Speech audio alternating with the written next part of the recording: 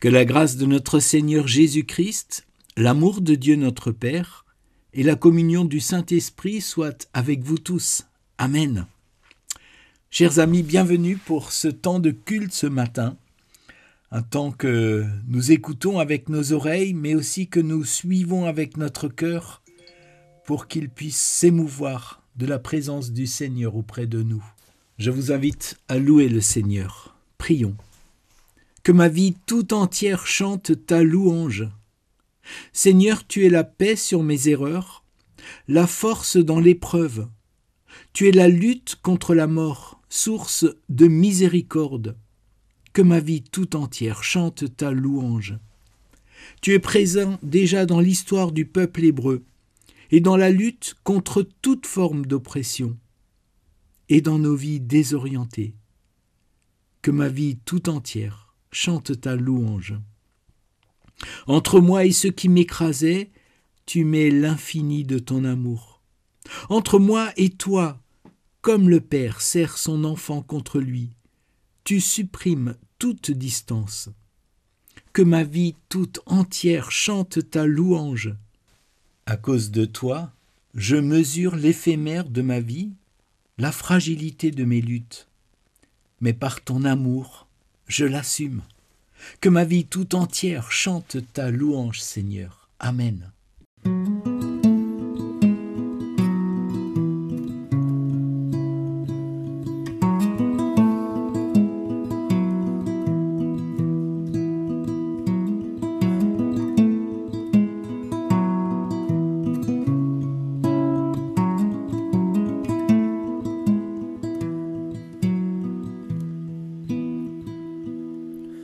Je louerai l'Éternel de tout mon cœur. Je raconterai toutes ses merveilles. Je chanterai son nom. Je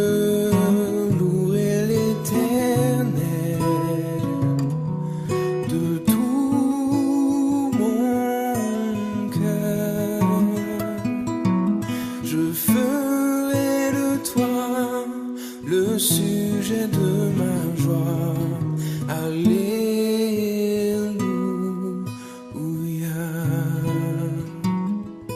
Alléluia.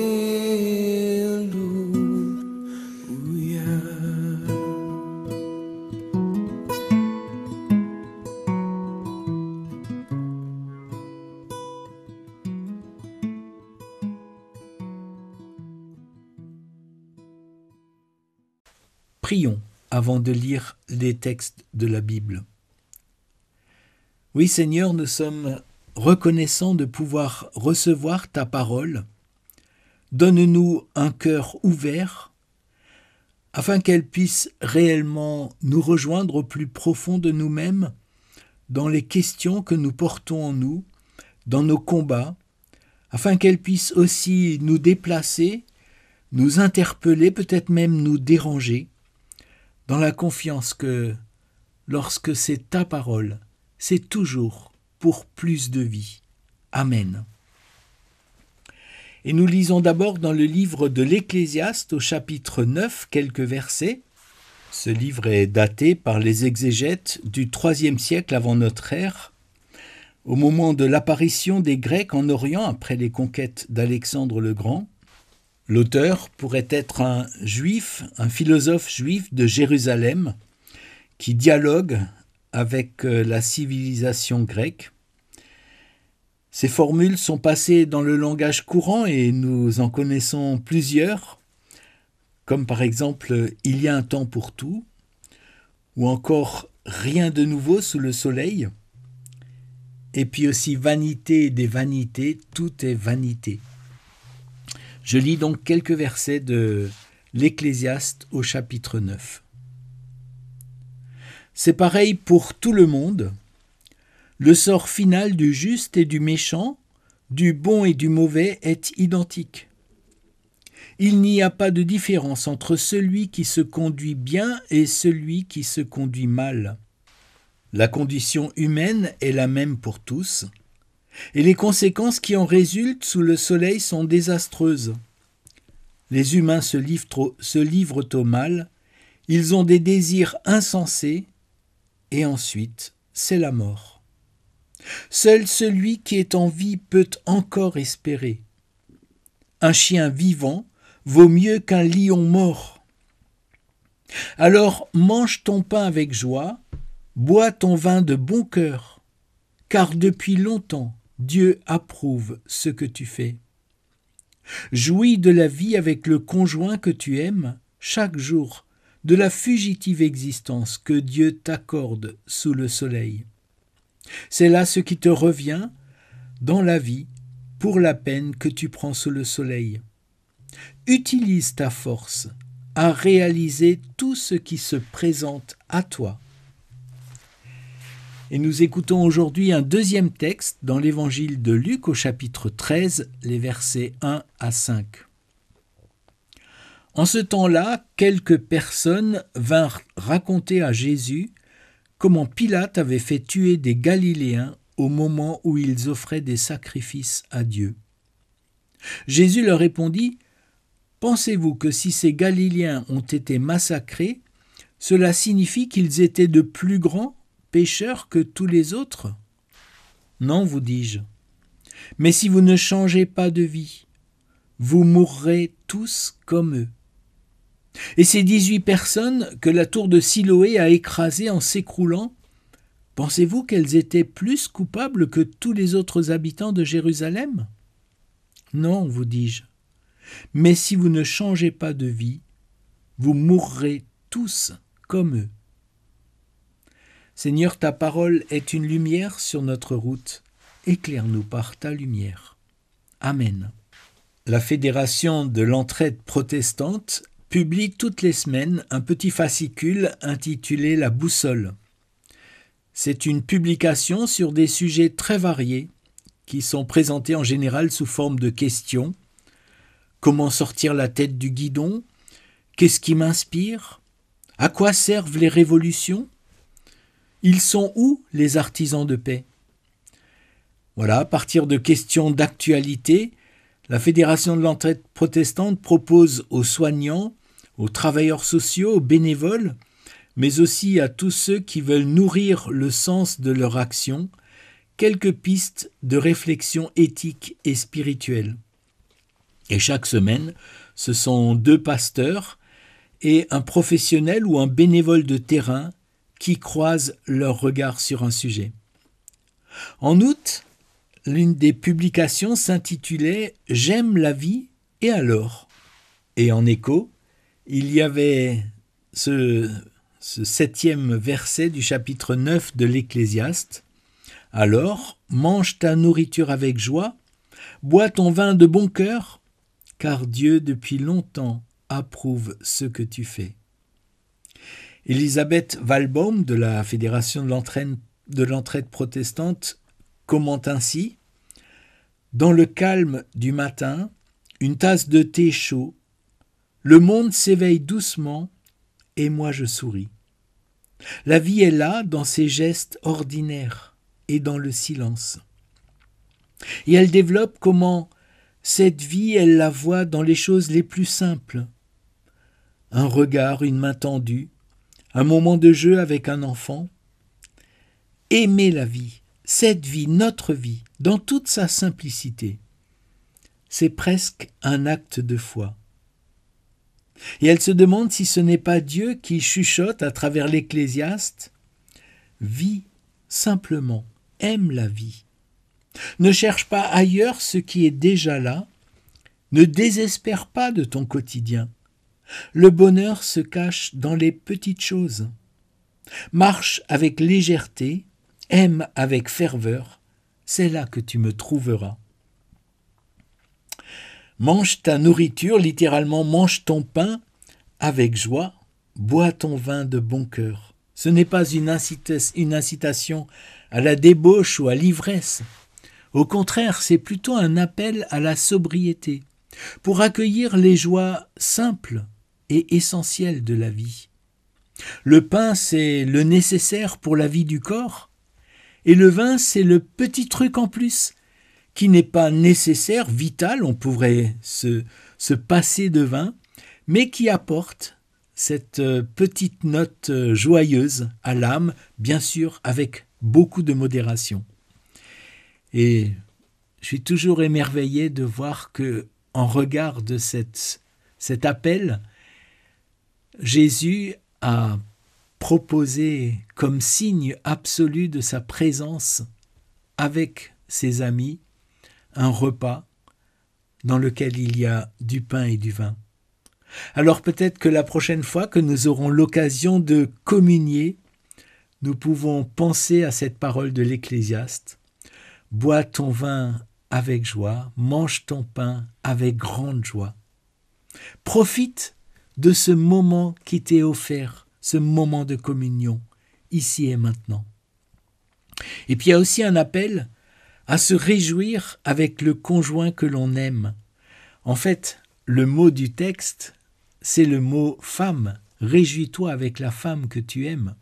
Bien sûr, c'est un texte écrit dans un contexte patriarcal et on s'adresse à l'homme, mais nous pouvons vraiment le traduire dans les deux sens. C'est le conjoint, homme ou femme, réjouis-toi avec ton conjoint, homme ou femme, que tu aimes. Et on n'est pas tous en couple, et on peut se réjouir aussi, on peut élargir encore le sens de ce verset, en disant « Réjouis-toi avec toutes les relations qui sont importantes pour toi au quotidien, les relations dans ta famille, avec tes amis, peut-être des relations de travail. » La dimension relationnelle, en plus du pain et du vin, c'est une dimension essentielle de la vie humaine, la vie sociale. Et se réjouir de ce qui nous est donné sur le plan social fait partie des bonheurs de notre vie. C'est aussi une forme de résistance au défaitisme ambiant et encore de résistance aux tentations du vouloir toujours plus, un appel à se contenter de ce que l'on a. Et si on a des choses qui nous rendent plus malheureux qu'heureux, c'est peut-être aussi un appel à simplifier notre vie. Dieu nous a fait humains, nous savons que nous allons mourir, et pourtant nous décidons de vivre. N'est-ce pas là un extraordinaire acte de foi quotidien ? Pour l'Ecclésiaste, face à la mort, seule la vie compte. Seul celui qui est en vie peut encore espérer, écrit-il, un chien vivant vaut mieux qu'un lion mort. La découverte fondamentale de l'Ecclésiaste, c'est le transitoire. Les choses passent. Les bouddhistes diraient c'est l'impermanence. Et ils appellent au détachement parce que s'attacher à ce qui passe, c'est inévitablement une cause de malheur. C'est aussi ce que traduit cette formule « vanité des vanités, tout est vanité ». Le mot hébreu, qui est traduit par vanité en français, c'est « ével ». Et certains exégètes, comme Thomas Romer, proposent de le traduire plutôt par « transitoire ». Ével, c'est ce qui n'a pas de consistance, c'est la vapeur, la nuée, la buée, la fumée. Et pour lui, il serait plus intéressant de traduire cette expression par transitoire. Tout n'est que transitoire et tout reste transitoire. En effet, considérer que la vie est transitoire, c'est plus positif que de penser qu'elle est vaine, qu'elle ne sert à rien. Et comment se réjouir de quelque chose qui est transitoire ? Il n'y a qu'une manière, c'est de profiter de l'instant présent. Alors on comprend mieux l'appel de l'Ecclésiaste à chercher dans cet instant présent, qui seul nous est accessible, comment y puiser les joies simples qui font la vie humaine. C'est le fameux carpe diem du philosophe Épicure, philosophe grec du IVe siècle avant Jésus-Christ. Et nous voyons là comment l'Ecclésiaste, sage juif de Jérusalem, dialogue avec les apports de la philosophie grecque. En écho à l'Ecclésiaste, le pasteur Lacoste dénonce une certaine quête d'éternité. Voilà ce qu'il écrit. « Elle me fait l'effet d'une machine à fantasmes, jalouse gardienne de tous les trésors dont nous aurions été privés ici-bas. Au fil des illusions, me voici tendu vers un paradis sur lequel je projette l'idée très égocentrée d'un bonheur aux dimensions de mes désirs. En se faisant chair, Dieu nous indique le chemin et le lieu de notre salut. Cette vie et rien d'autre qu'elle. » Oui, c'est le chemin de Jésus, le bien et le bon vivant, mangeant et buvant avec tous, relevant un exclu, appelant chacun à la paix et à la confiance.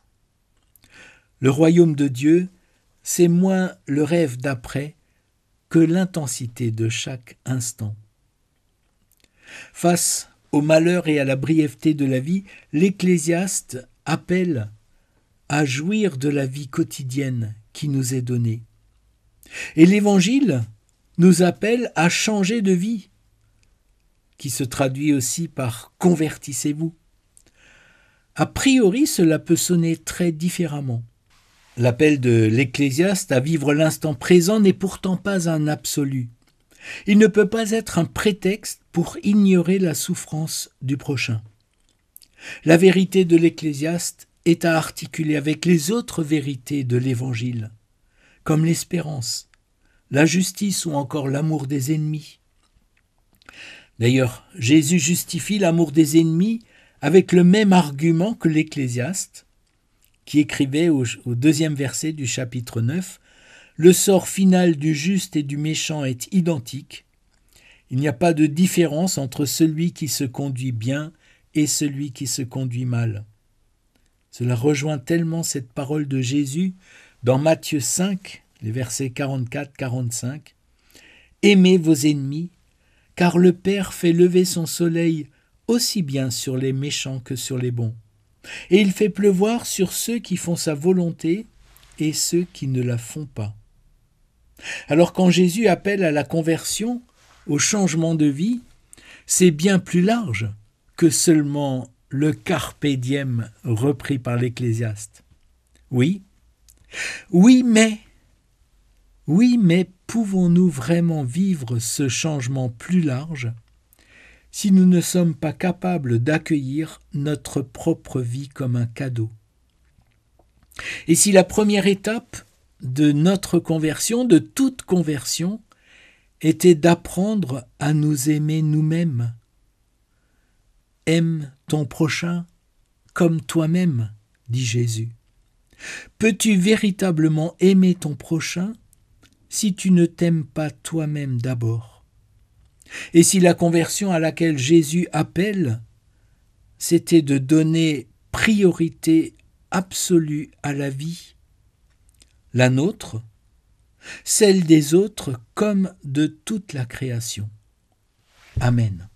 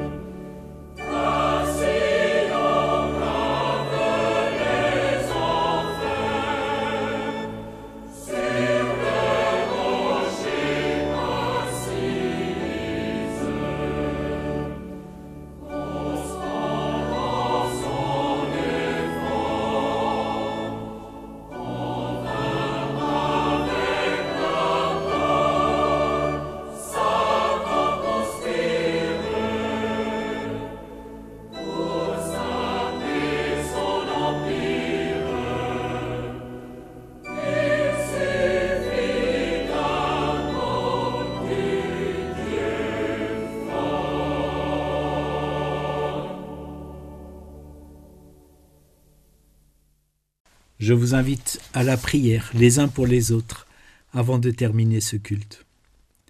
Tu es béni, ô notre Père, toi qui choisis les choses et les êtres faibles de ce monde pour abattre tout orgueil et manifester ta tendresse. Fais de nous des ouvriers de paix et de fraternité dans tous les lieux où nous sommes présents. Toi qui as visité ton peuple et qui es présent par ton esprit en toute visite faite en ton nom, toi dont l'amour est de t'approcher des êtres humains, nous te prions pour ceux qui sont seuls, pour ceux que la maladie ou l'éloignement isolent, pour ceux qui sont empêchés de venir te rencontrer en ta maison. Apprends-nous à les visiter en ton nom et avec l'aide de ton esprit. Nous te confions les personnes que nous portons particulièrement dans notre prière. Par ton esprit, tu as révélé aux humbles le chemin qui mène à ton Fils. Éclaire les chefs des nations et tous ceux qui sont investis d'autorité, ici en France, mais aussi en Israël, en Palestine, en Russie, en Ukraine et dans bien d'autres lieux. Inspire des chemins de paix, de justice pour les populations. Tu as fait de ton Église le corps du Christ.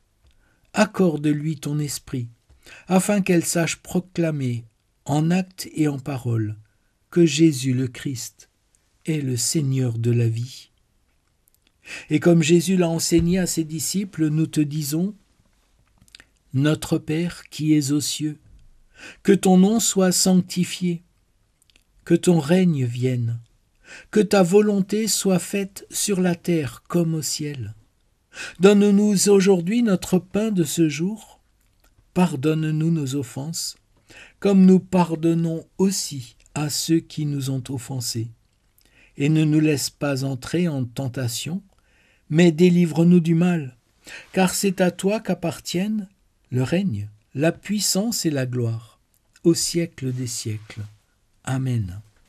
Chers amis, Paul écrivait dans la lettre aux Colossiens : il n'y a plus ni grec ni juif, ni circoncis ni incirconcis, et on pourrait étendre ni étranger ni peuple stigmatisé, ni ouvrier ni cadre, mais le Christ est tout et en tous.